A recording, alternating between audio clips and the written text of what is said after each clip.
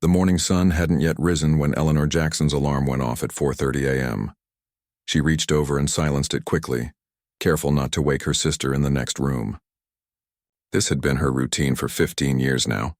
Up before dawn, out the door by 5:15, and at Westfield Academy by 5:45 to begin her workday.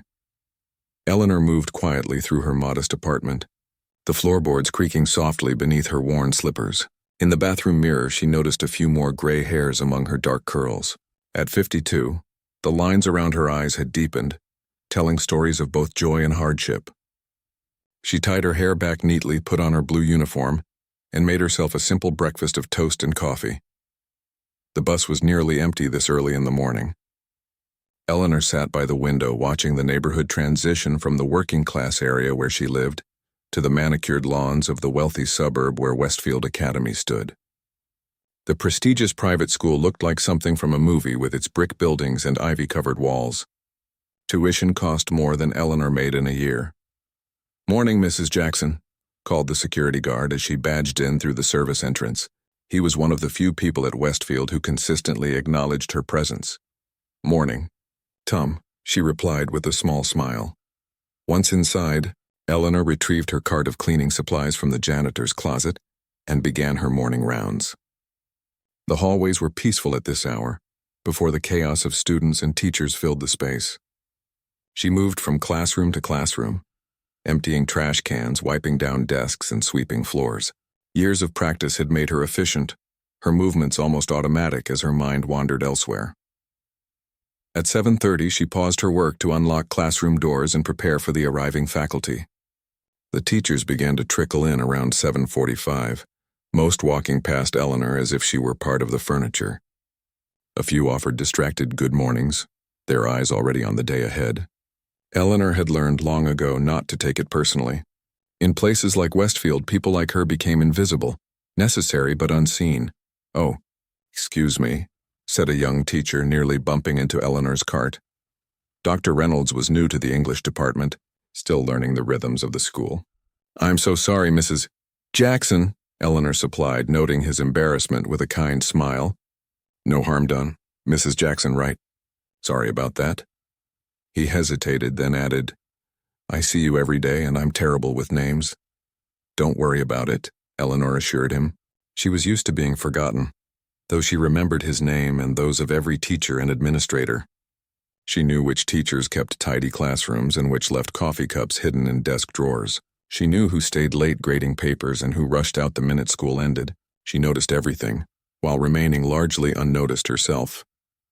The first bell rang, signaling students to head to homeroom. Eleanor pushed her cart toward the side hallway, making herself scarce as teenagers in expensive uniforms filled the corridors. As she passed the music room, she slowed, drawn by the sound of someone practicing scales on the grand piano inside. The school had recently hired a new music teacher, Mr. Harmon, who made no secret of his prestigious background and connections to famous orchestras. Eleanor paused outside the door, listening to the crisp, precise notes. Her fingers twitched at her sides, muscle memory from another lifetime trying to surface. Few people at Westfield knew that Eleanor Jackson had once been Eleanor Washington, a piano prodigy who'd attended Juilliard on a full scholarship. Those dreams had ended abruptly during her second year, when her mother suffered a devastating stroke and her younger sister needed care. Eleanor had returned home, intending to take just a semester off.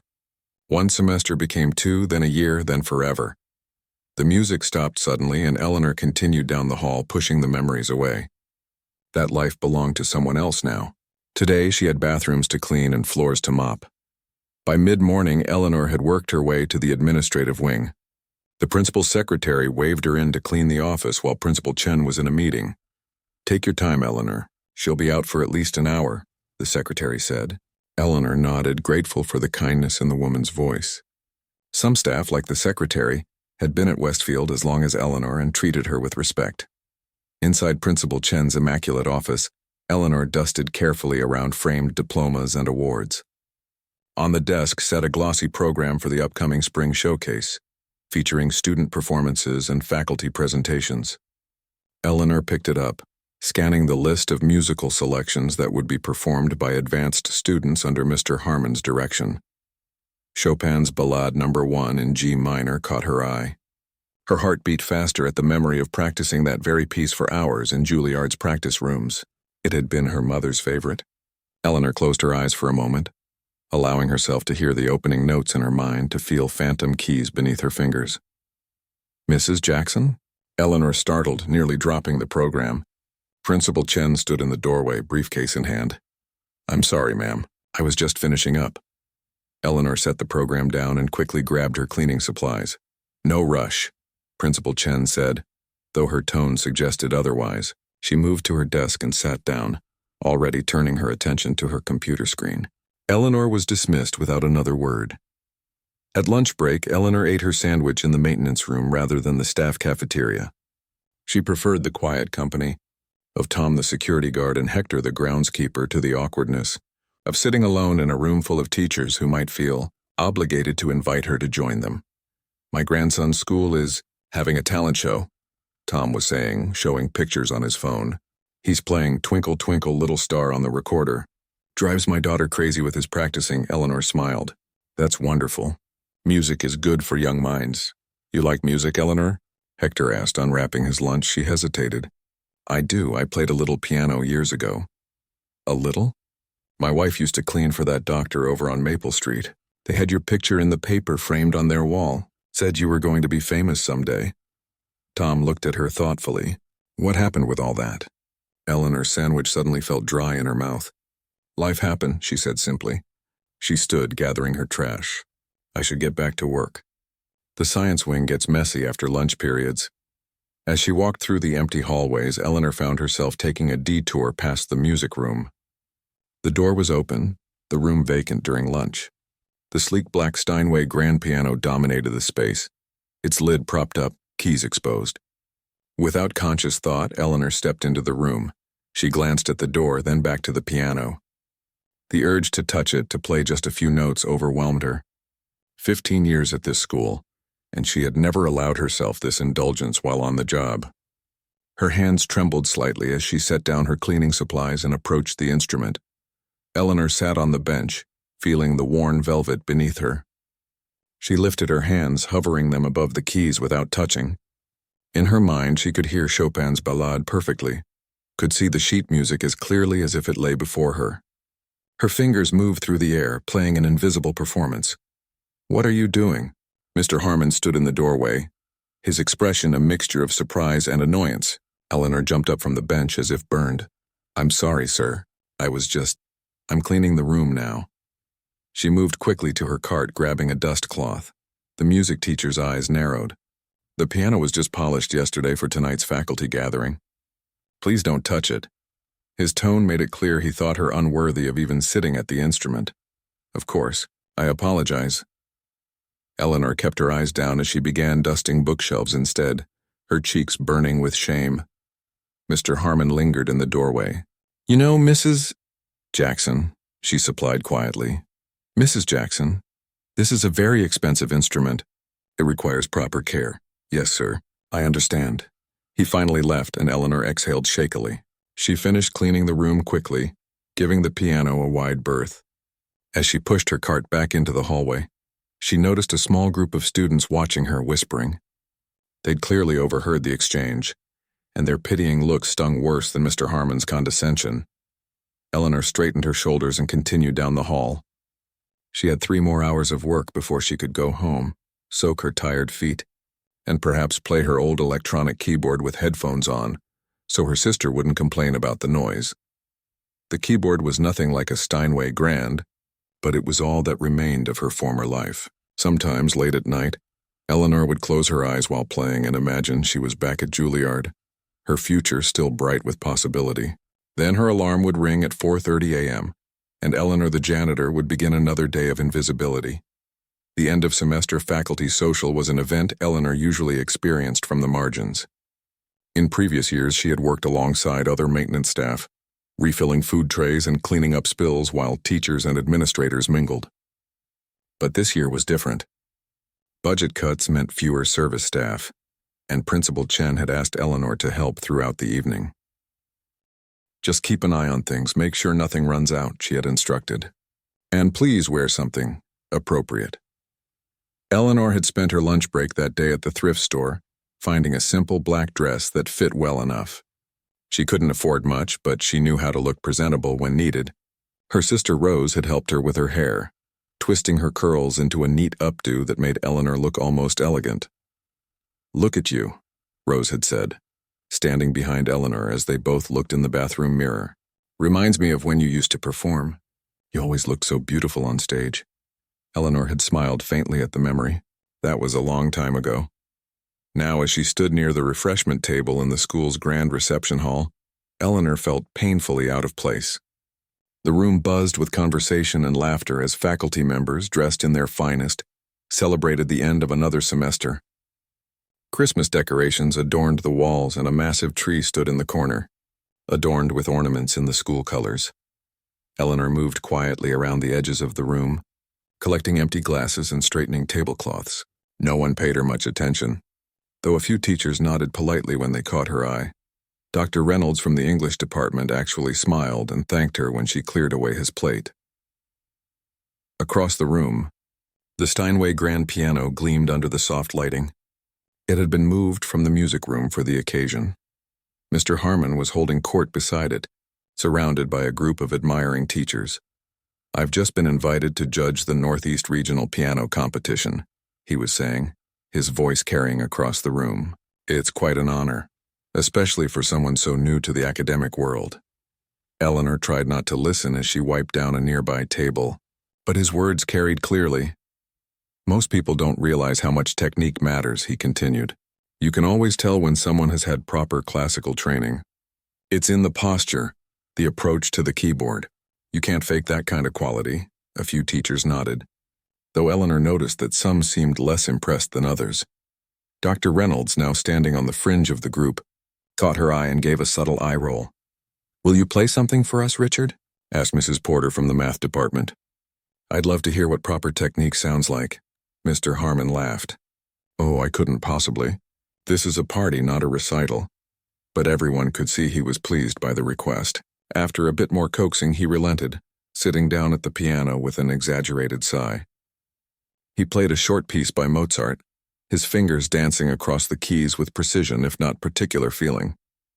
When he finished, the group applauded enthusiastically.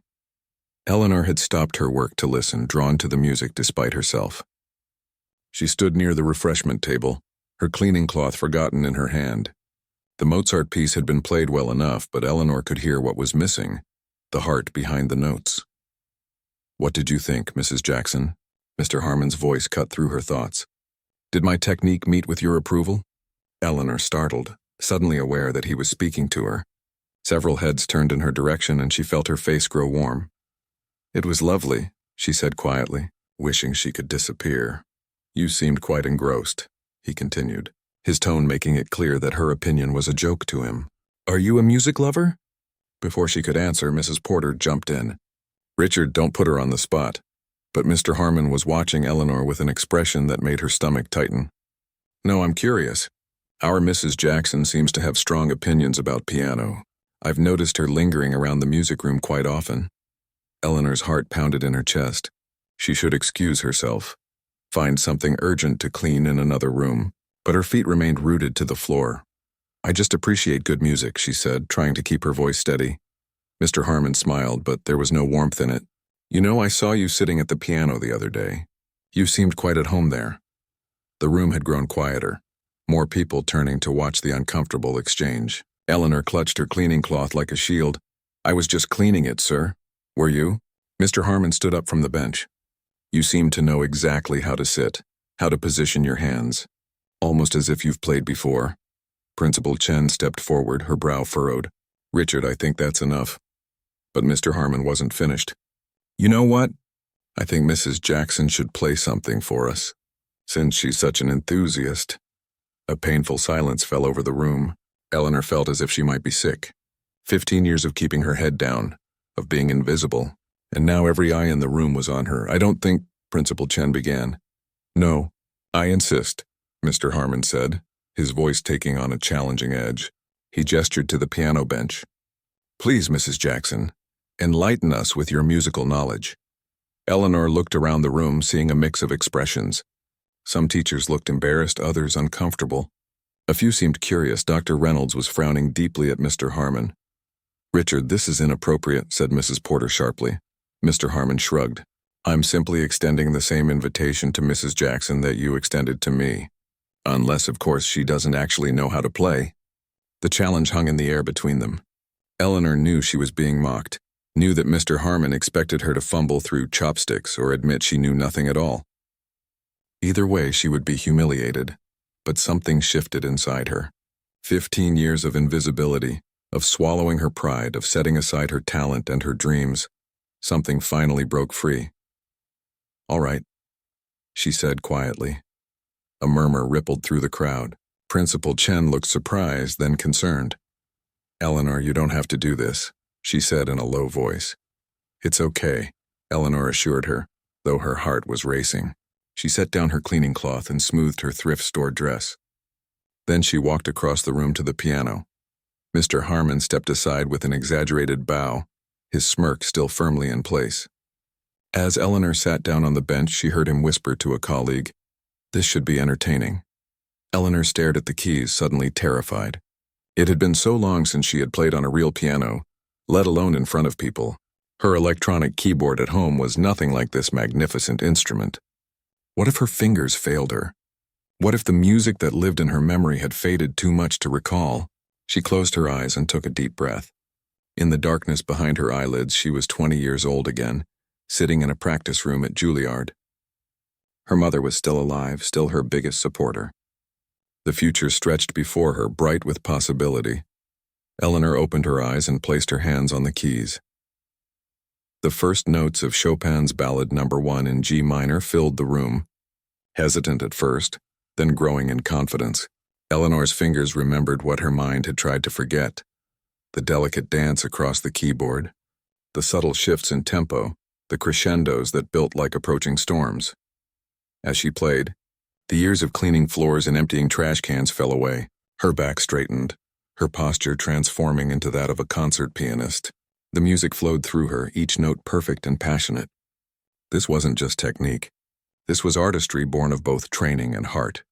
She was vaguely aware of the stunned silence in the room, but it felt distant, unimportant. There was only the music now, only the conversation between her soul and Chopin's composition. Her fingers flew across the keys, drawing forth sounds of longing, of joy, of profound sadness.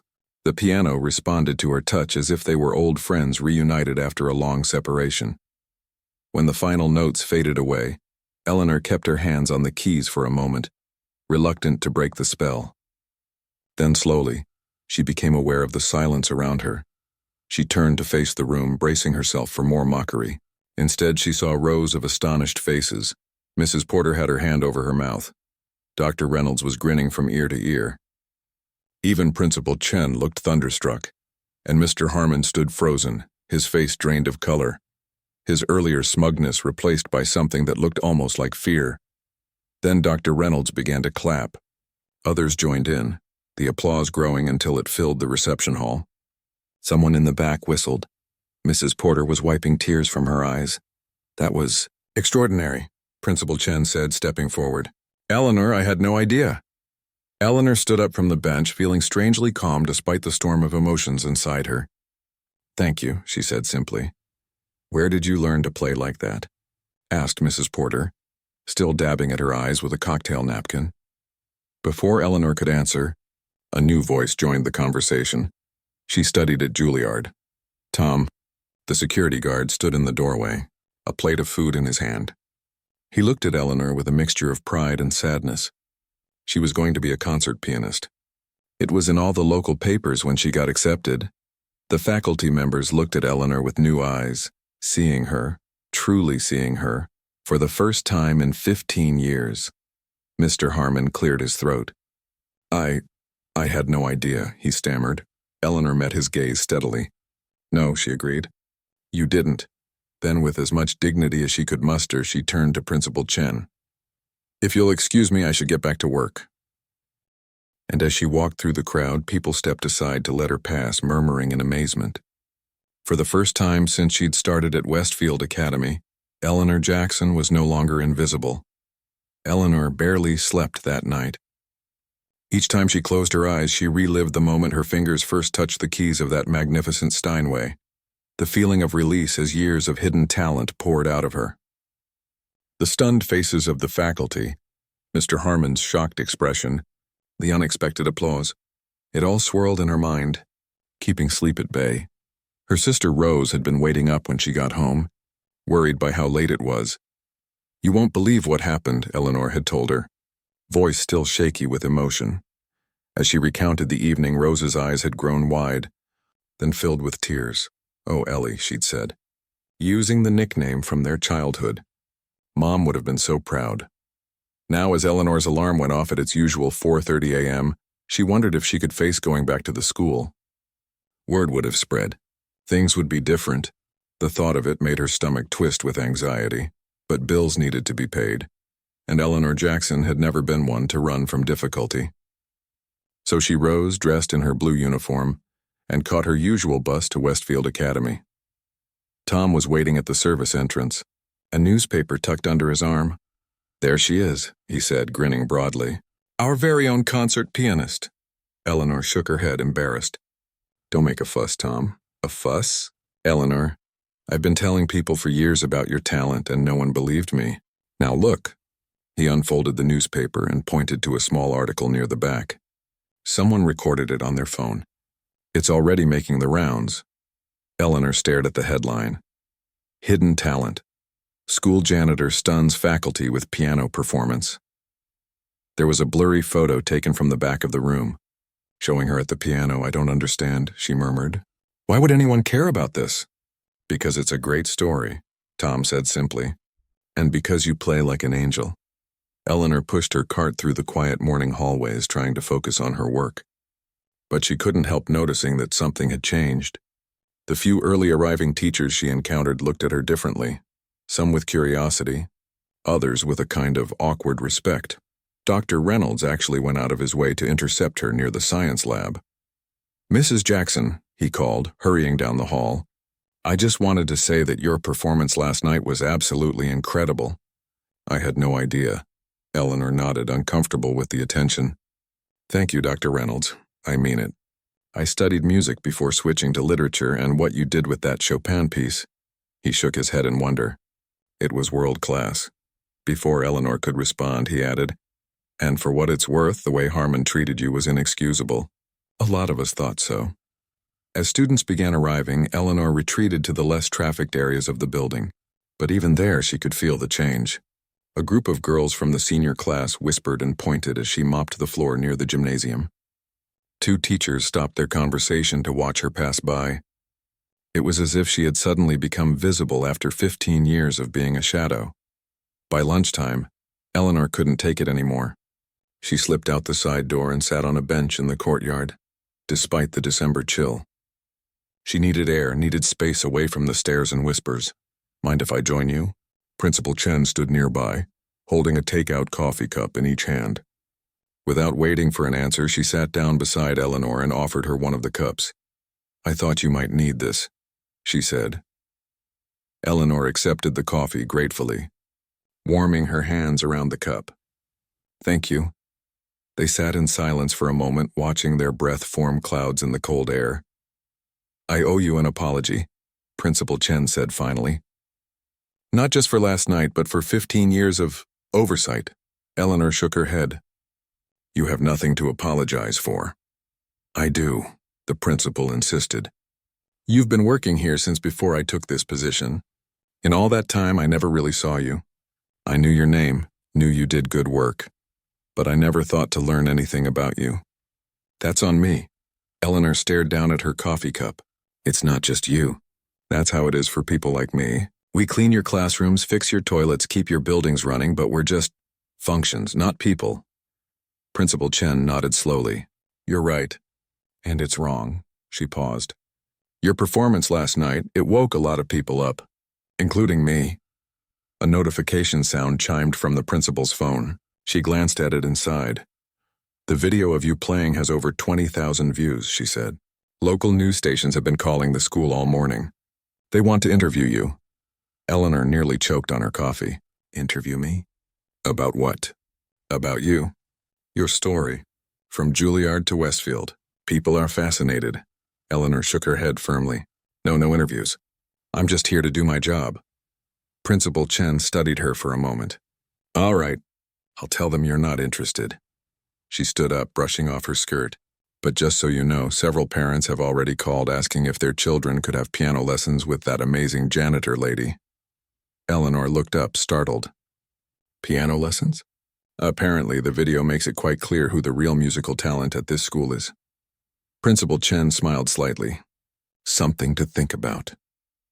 As the principal walked away, Eleanor sat frozen on the bench, trying to process everything. Piano lessons? Interviews? Videos? How had her life turned upside down in the span of 12 hours? The afternoon crawled by in a haze of confusion. Eleanor went through her cleaning routine mechanically, her mind elsewhere. Students she had never spoken to before smiled and waved as she passed. One girl, a junior who played violin in the school orchestra, actually stopped her in the hallway. Mrs. Jackson, I just wanted to say that your Chopin was incredible. The way you handled those arpeggios in the middle section. She shook her head in admiration. I've been studying piano for 10 years and I could never play like that. Would you ever consider giving lessons? Eleanor had mumbled something non-committal and hurried away, overwhelmed. It was all happening too fast. By the end of the school day, Eleanor was exhausted, wrung out emotionally. As she was gathering her things to leave, a soft knock came at the door of the maintenance room. She opened it to find Mr. Harmon standing there looking uncomfortable. Mrs. Jackson, he said stiffly, may I speak with you for a moment? Eleanor considered shutting the door in his face. After all he had put her through, she didn't owe him anything. But curiosity won out. Yes, he cleared his throat. I wanted to apologize for my behavior last night. It was unprofessional and unkind. Eleanor waited, saying nothing. I had no idea about your background, he continued. If I had known, would it have mattered? Eleanor interrupted. If I hadn't studied at Juilliard, would it have been okay to humiliate me? Mr. Harmon had the grace to look ashamed. No, of course not, he paused. Your Chopin was extraordinary. You have a gift. A rare gift. I know, Eleanor said simply. An awkward silence stretched between them. Finally, Mr. Harmon spoke again. I've been asked to organize a faculty recital for the Spring Arts Festival. I was wondering if you might consider performing. Eleanor stared at him, trying to determine if this was another trick, but his expression seemed genuine, if uncomfortable. I don't know, she said finally. I need some time to think, he nodded. Of course, just please consider it. After he left, Eleanor sat heavily on a chair, feeling as if her legs might give out. The faculty recital was a prestigious event, attended by parents and community members. The thought of playing publicly again after all these years was terrifying, and yet some small part of her thrilled at the possibility. On her bus ride home, Eleanor's phone buzzed with a text from Rose. Have you seen this? It read, followed by a link. Eleanor clicked on it and found herself looking at a GoFundMe page titled A Second Chance for Eleanor Jackson. The description explained that she was a former Juilliard student who had given up her career to care for family and now worked as a janitor. The goal was to raise money for a piano and private teaching space. It had been created just hours ago. Already it had raised over $5,000. Eleanor's vision blurred with tears. She had spent 15 years being invisible, convinced that her music and her dreams were part of a past life. Now suddenly strangers were donating money to help her. Students wanted lessons from her. The principal was apologizing to her. As the bus rolled through the darkening streets, Eleanor watched the city lights blur past her window. For the first time in a very long time, she allowed herself to imagine a different future, one where her hands created music instead of just wiping away dust, one where she was seen, not as a function, but as the artist she had always been. The thought was as terrifying as it was exhilarating. By the end of the week, Eleanor's life had become unrecognizable. The video of her performance, filmed on a teacher's phone, had been shared thousands of times. A local news station ran a feature on her during their evening broadcast. The GoFundMe had surpassed $15,000, and Eleanor still showed up at 5:45 each morning to clean the school, despite Principal Chen telling her she could take some time off. I need the routine, Eleanor explained when Rose questioned why she kept going to work. Everything else is changing so fast. I need something that feels normal. But even her job didn't feel normal anymore. Students stopped her in the hallways to ask about music. Teachers who had never spoken to her now greeted her by name. The piano in the music room remained untouched when she cleaned, as if waiting for her return. The strangest part was Mr. Harmon. He had become oddly respectful, almost deferential. When Eleanor entered the music room to clean, he would stand up from his desk. "I was just finishing up," he would say, even if he clearly wasn't. "The room is all yours, Mrs. Jackson." Eleanor didn't quite trust his sudden change of heart. People who had looked down on her for years were now acting as if they'd always seen her potential. It made her angry in a way she couldn't fully explain, even to herself. One afternoon, about 2 weeks after the faculty social, Eleanor was mopping the floor outside the principal's office when Dr. Reynolds approached her. "Eleanor," he said, using her first name without hesitation. "Do you have a moment?" Eleanor leaned on her mop. "I'm working, Dr. Reynolds." "I know, and I'm sorry to interrupt." He glanced around to make sure they were alone. "Look, a group of us have been talking. We think it's ridiculous that you're still cleaning floors when you could be teaching music." Eleanor sighed. "I appreciate the thought, but I need this job. It pays the bills." "That's just it," Dr. Reynolds said, his eyes bright with enthusiasm. "We want to create a position for you. Piano instructor. It wouldn't be full-time at first, just a few hours a week after school, but it would be a start."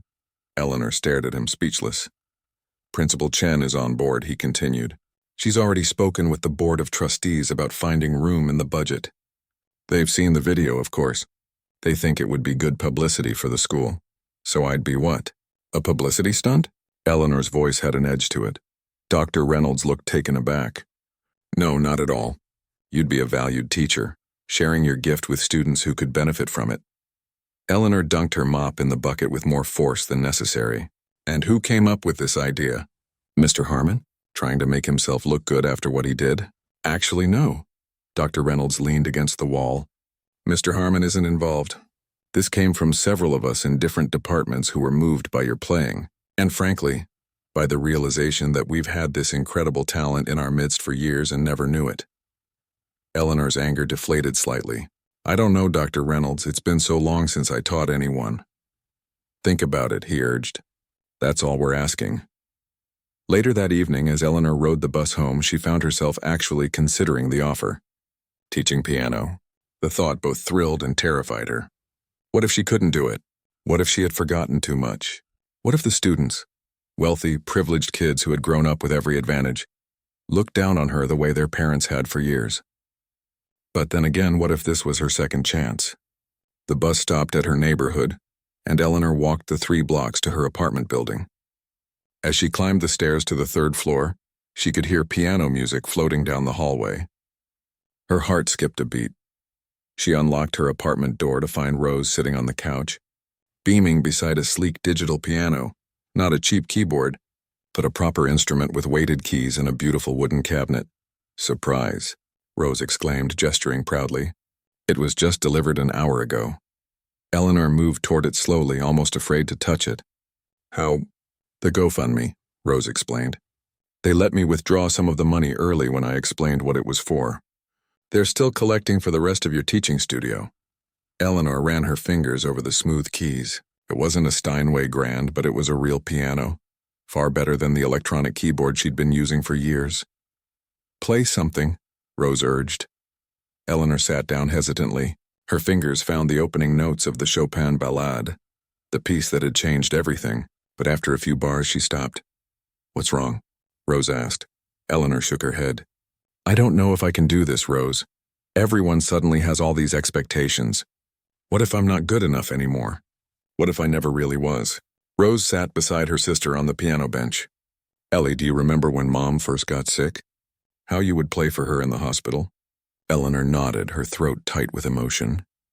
"The nurses used to gather in the hallway to listen," Rose continued. "Mom always said your music was the best medicine she had. Better than anything the doctors gave her." Eleanor remembered those days, playing on a small keyboard balanced on her lap in the sterile hospital room. Her mother's eyes closed as she listened, a small smile on her pale face. "You didn't play to become famous back then," Rose said gently. "You played because music is part of who you are." It always has been. Eleanor touched the keys again, this time playing a simple melody their mother had loved. The rich sound filled their small apartment, bringing life to a space that had felt merely functional for too long. Maybe that's enough, Eleanor said quietly, just to play again, just to remember who I was. The next morning, Eleanor arrived at work to find a note taped to her locker. It was from Principal Chen, requesting a meeting during Eleanor's lunch break. With a sense of both curiosity and apprehension, Eleanor reported to the principal's office at noon. Principal Chen wasn't alone. A man in an expensive suit sat in one of the visitor chairs, a leather portfolio on his lap. He stood when Eleanor entered. "Mrs. Jackson, this is Mr. Wilson from the Community Arts Foundation," Principal Chen explained. "He's interested in speaking with you." Mr. Wilson extended his hand. "It's a pleasure to meet you, Mrs. Jackson. I've seen your video several times now and I'm quite impressed." Eleanor shook his hand cautiously. "Thank you. Our foundation supports arts education throughout the city," he explained, sitting down again. "We've been looking to expand our music program, particularly in underserved neighborhoods. When your video came to our attention, we thought you might be the perfect person to help us." Eleanor glanced at Principal Chen, who nodded encouragingly. "Help you how exactly?" Eleanor asked. "We'd like to offer you a position teaching piano at our community center on the east side," Mr. Wilson said.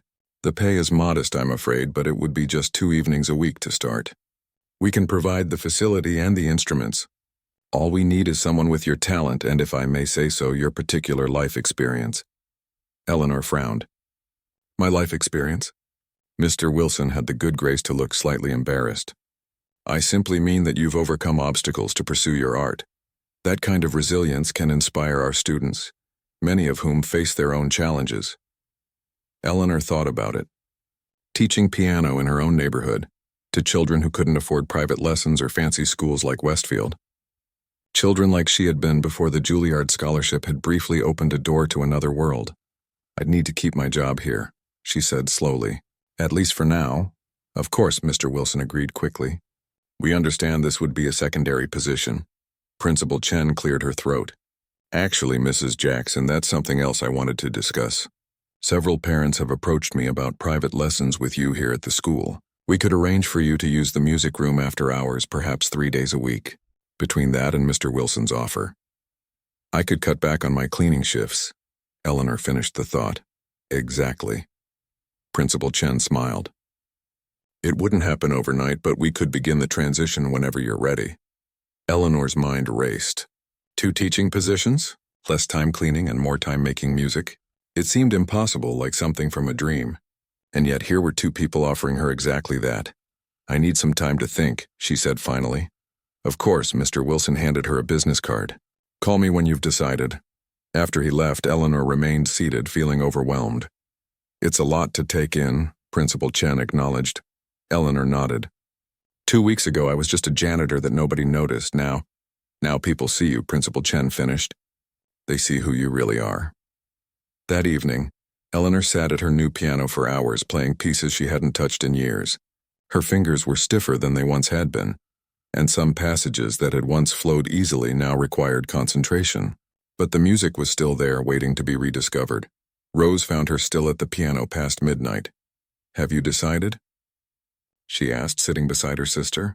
Eleanor nodded slowly. "I think so. It's scary, but I need to try. If I don't, I'll always wonder what might have been." Rose hugged her tightly. "Mom would be so proud." Eleanor thought of her mother, who had scraped together money for piano lessons when they could barely afford rent, who had ridden 3 buses to take Eleanor to her audition at Juilliard, who had told her, even from her hospital bed, "Your music will find its way back to you someday." Perhaps someday had finally arrived. 3 months had passed since the night Eleanor sat down at the Steinway grand piano and changed her life forever. Winter had softened into spring, bringing new growth to the carefully tended grounds of Westfield Academy. And within the school's walls, other things were growing too. Eleanor stood at the window of the music room, her music room at least on Tuesday and Thursday afternoons, watching as her students arrived for their lesson. She still felt a flutter of disbelief whenever she thought of them as her students. 4 children from the Community Arts Foundation program, and 3 from Westfield Academy itself. 7 young people looking to her for guidance, for inspiration, for knowledge. Mrs. Jackson, a girl with thick glasses and braided hair, peeked around the door. "Is it okay to come in?" "Of course, Lily." Eleanor smiled, gesturing the child inside. "Let's hear what you've been practicing." Lily had been the first to sign up for lessons, the daughter of the school's librarian. She had little natural talent but enormous determination, practicing faithfully every day. Eleanor admired that more than any inborn ability. As Lily settled at the piano, Eleanor caught sight of her reflection in the window glass. She looked different somehow, not just the new clothes bought with part of the GoFundMe money or the more carefully styled hair. There was something in her posture, in the way she held her head. Rose had noticed it too. "You're standing taller," her sister had observed a few weeks ago, "like you used to before Mom got sick." Lily began playing her scales, her small face scrunched in concentration. Eleanor guided her gently, showing her how to curve her fingers, how to move her wrists. Teaching came more naturally than she had expected, the knowledge flowing back as if it had just been waiting for an opportunity to emerge. After Lily, there was Theo, a boisterous 10-year-old who played with more enthusiasm than precision. Then came Abby, a quiet teenager with remarkable talent who reminded Eleanor a little of herself at that age. By the end of the 2-hour session, Eleanor was tired but deeply satisfied. This feeling, watching young minds grasp a concept, seeing fingers find their way through a difficult passage, was unlike anything she had experienced in 15 years of cleaning floors. She was gathering her music books when a knock came at the door. Mr. Harmon stood in the doorway, looking uncharacteristically hesitant. "Mrs. Jackson," he said, his voice carefully neutral. "May I speak with you for a moment?" Their interactions had been minimal in recent months. Mr. Harmon taught his regular music classes during school hours, while Eleanor's lessons took place afterward. When they did cross paths, there was a strained politeness between them. "Yes?" Eleanor remained standing behind the piano, a subtle barrier between them. Mr. Harmon entered the room but kept his distance.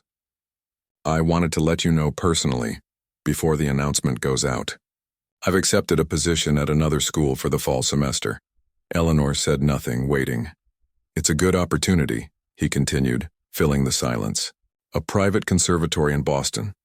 "Congratulations," Eleanor said flatly. Mr. Harmon looked at her directly for the first time. "I also wanted to say again how sorry I am for what happened, for how I treated you." Eleanor had had 3 months to think about that night, about the humiliation that had led to her unexpected second chance. She was still working through her feelings about it all. "Why did you do it?" she asked suddenly. "Was it just because I'm a janitor, or was there something else?" Mr. Harmon looked away, his confident facade cracking slightly. "I suppose I felt threatened," he admitted. "I saw how you looked at the piano, how your hands moved. Somehow I knew you understood music in a way I never would, despite all my training." He shrugged. It was easier to mock you than to acknowledge that. It was perhaps the most honest thing he had ever said to her. Eleanor nodded, not quite ready to forgive, but understanding a little better. "I wish you luck in Boston," she said. After he left, Eleanor sat at the piano, thinking about how much had changed. She now spent 3 afternoons a week at Westfield teaching piano to the children of faculty and a few scholarship students. 2 evenings a week she taught at the Community Arts Center in her own neighborhood. She still cleaned at Westfield in the mornings, but Principal Chen had adjusted her hours to accommodate her teaching schedule. The income from teaching wasn't enough to quit cleaning entirely, not yet. But for the first time in 15 years, Eleanor could see a path forward that didn't involve mops and cleaning solutions. A path back to the life she had once dreamed of, albeit in a different form. Her thoughts were interrupted by her phone buzzing with a text from Rose. "Don't forget. Channel 7 at 6:00. Eleanor had almost forgotten. The local public television station had done a feature on the Community Arts Foundation, including a segment about her unusual journey from janitor to piano teacher. She had been uncomfortable with the attention but had agreed when Mr. Wilson explained how it might help their fundraising efforts. That evening, Eleanor and Rose sat together on their couch watching the broadcast. It was strange to see herself on screen, talking about music and teaching. The producers had included a clip of her playing, filmed during a community concert she had participated in the previous month. "You look so natural," Rose marveled. "Like you've been doing this your whole life." In a way, Eleanor thought she had been. Even during the 15 years when she hadn't touched a piano in public, music had remained her private sanctuary, the place where she was most truly herself. The following Monday, Principal Chen asked to meet with Eleanor during her lunch break. These meetings had become more frequent as Eleanor's role at the school evolved, but there was something in the principal's manner that suggested this one was different. "Eleanor," Principal Chen began once they were seated in her office, "the Board of Trustees had their quarterly meeting yesterday. I wanted you to be the first to know about their decision." Eleanor waited, a flutter of anxiety in her chest. "They've voted to establish a new scholarship fund for the coming academic year. The Eleanor Jackson Music Scholarship will provide full tuition to talented students from disadvantaged backgrounds who show promise in music." Eleanor stared at the principal, speechless. "They were quite moved by your story," Principal Chen continued, "and impressed by what you've accomplished with your students in such a short time. This scholarship is their way of acknowledging that talent can be found in unexpected places, and that Westfield Academy should be doing more to nurture it, regardless of a student's financial circumstances." Eleanor thought of her own journey, how her life might have been different if her mother's illness hadn't forced her to leave Juilliard. How many other talented young people never got the chance to develop their gifts because of circumstances beyond their control? "The first scholarship will be awarded this fall," Principal Chen said. "We'd like you to be part of the selection committee, if you're willing." "I'd be honored," Eleanor said softly. That evening, as Eleanor walked from the bus stop to her apartment building, she found herself taking a different route, past the community center where she taught on Wednesdays and Fridays. Light spilled from the windows of the music room, and she could see a small girl at the piano, her father sitting nearby, watching proudly. The scene stopped Eleanor in her tracks. 25 years ago, that had been her at the piano, her mother in the chair. The circle had somehow completed itself, bringing her back to where she had begun, but with the wisdom and perspective that could only come from the journey she had taken. When she reached her apartment, instead of turning on the television or starting dinner, Eleanor sat at her piano. The piece that emerged from her fingers wasn't Chopin or Bach or any of the classical composers she had studied. It was something new, something of her own making, tentative at first, then flowing more confidently as she gave herself permission to simply create. Rose found her there an hour later, still playing. "That's beautiful," she said, sitting beside her sister. "What is it?"